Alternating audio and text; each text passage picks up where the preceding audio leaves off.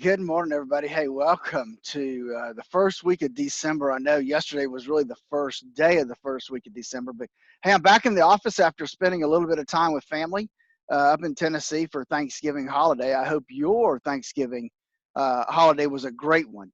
And so we had a great time up in Tennessee. The weather was a little chilly.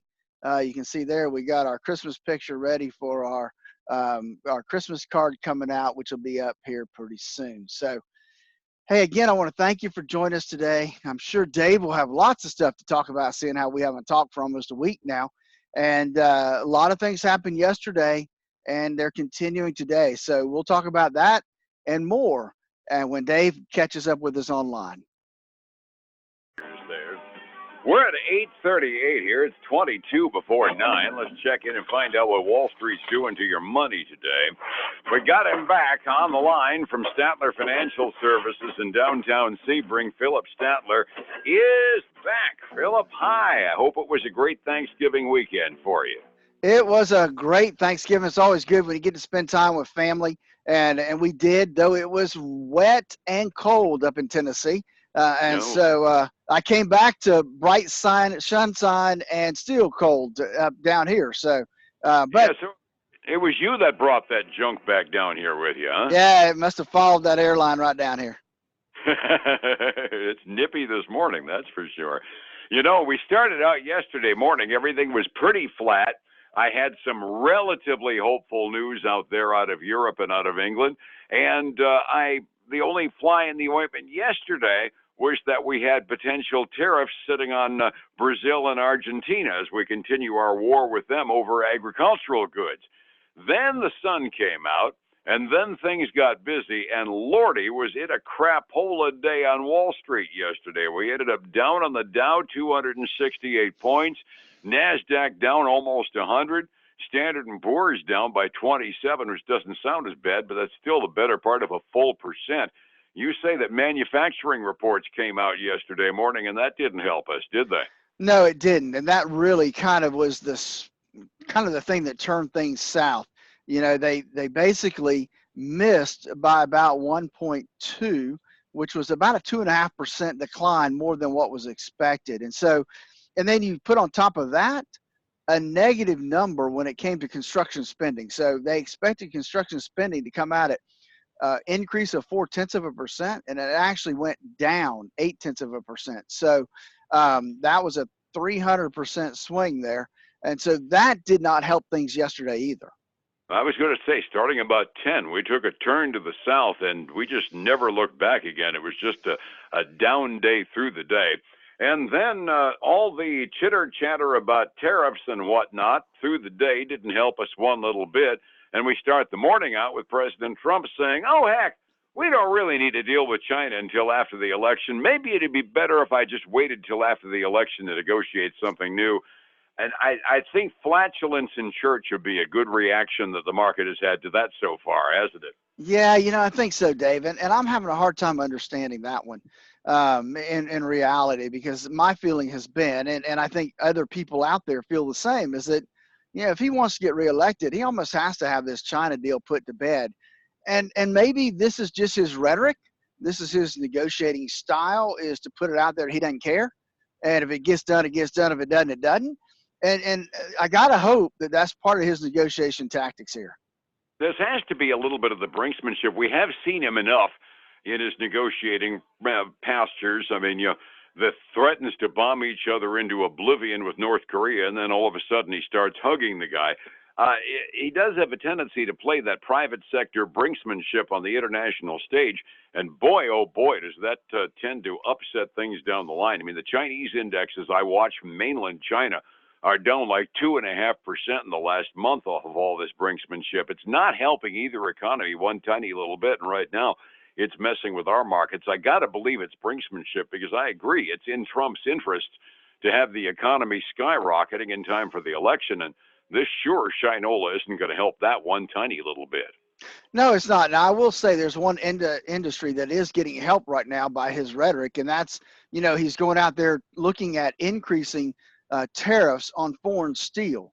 And Hmm. so that is helping the United States steel companies right now, which is helping us right here in Highlands County, if you think about it, because we have a steel plant getting ready to open up here in the next year or so called Nucor. And so you got to think that this rhetoric is going to help the steel industry significantly. And that's the point. Even protection, even internationalists have always had a soft spot for tariffs on steel because historically the Asian manufacturers have dumped steel on us at really, really low prices. So seeing Trump defending that, given the bad manufacturing numbers we had, can't be a bad thing. No, it really can't. So we'll have to see how all this stuff plays out. Like you and I always say, wait till tomorrow and the wind will change and something different will pop up there. Oh, yeah, we could have a 500-point increase tomorrow for all we know, but it sure as heck doesn't look like we're going to have a good one today down the line. We don't have a lot of reports because we're kind of between earnings seasons. What do you hear as far as indexes and stock news that comes out? You mentioned that you knew something new about United Healthcare. Well, I did. United Healthcare came out and they issued an adjustment to their 2020 earnings forecast.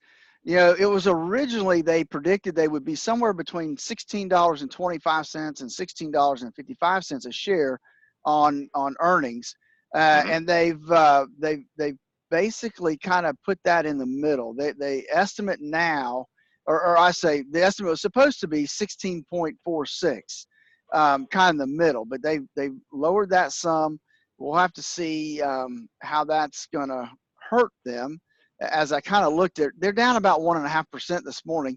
Really not a big deal given that little bit of an adjustment. I was going to say, saying we're basically going to do in the middle of the range. It sounds like they're expecting a little more on the markets than most companies could be reasonably expected to give, right? I think so. And then on the other front, retail front, we have Lands End. The apparel retailer tied in big with Sears. Hmm. They beat earnings per share by 2 cents, and revenue was a little bit below what was forecasted, but their comparable same store sales posted what they say is an unexpected increase, which has got to be good for them. Yeah. And so they're trading up 8.5% this morning. That's good to hear.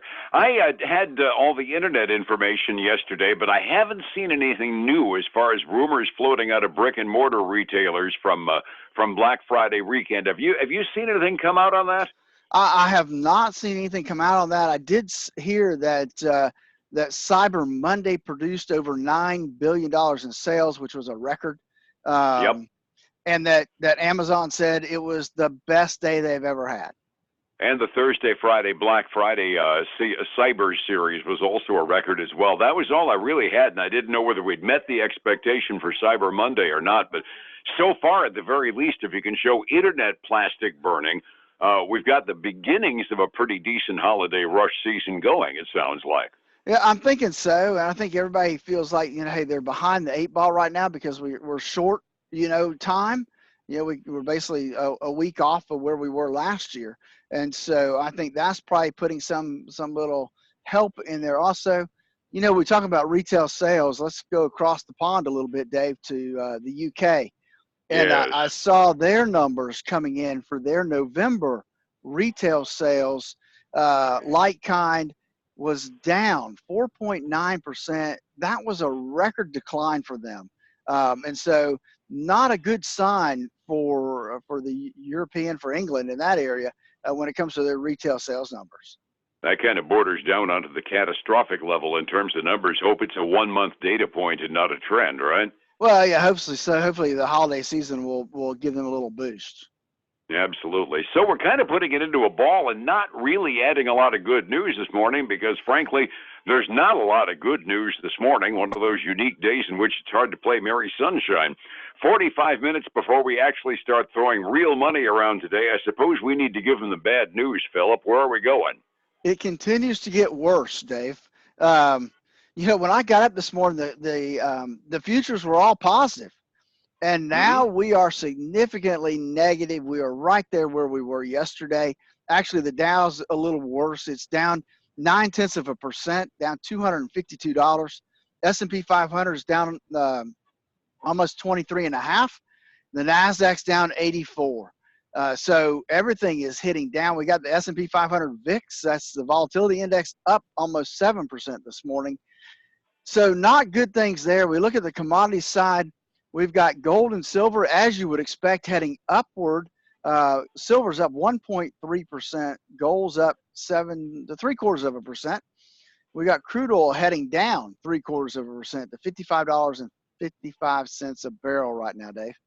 And given the volatility, I'm absolutely shocked that I'm not seeing any major changes on interest rates in terms of a flight to safety this morning.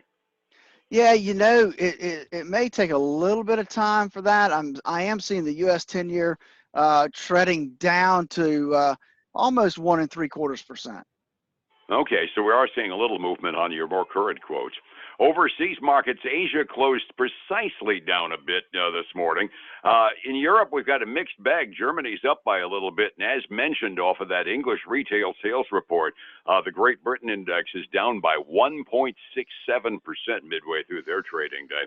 Phillip, this just underscores how weird the investment markets can get month to month, day to day. Stability in a retirement fund counts for a lot. How do I find you to find that stability? David, give us a call at 382-0037. As I've said a lot of times out there, now is the time to have a great retirement coach to help coach you into and through retirement to make sure you don't have too much risk in your current portfolio. Give us a call and let's schedule your financial x-ray. And then check out our website at statlerfinancial.com and then join us every weekend for the Statler Financial Radio Show, where we dive deep into a lot of the retirement topics that are important to you. 6 a.m. and noon on Saturdays, 10 a.m. Sunday mornings on News Talk 7:30 a.m. All righty. Back here again tomorrow morning about the same time on Light. Phillip, thank you so much. It's good to have you back. All right, man. You have a great day. I'll talk to you tomorrow. Take care. It's 105.7 Light FM and Statler Financial Services, Phillip Statler. Of all the questions. Hey, folks, I want to thank you again for joining us today. I hope that you got a little bit out of what we're talking about and some things that are happening in the economy right now. And I hope, again, that you had a great Thanksgiving holiday. And as you prepare for Christmas, remember what's important, and that's family and friends. Hey, until tomorrow, have a great day. And I look forward to speaking to you then. Bye now.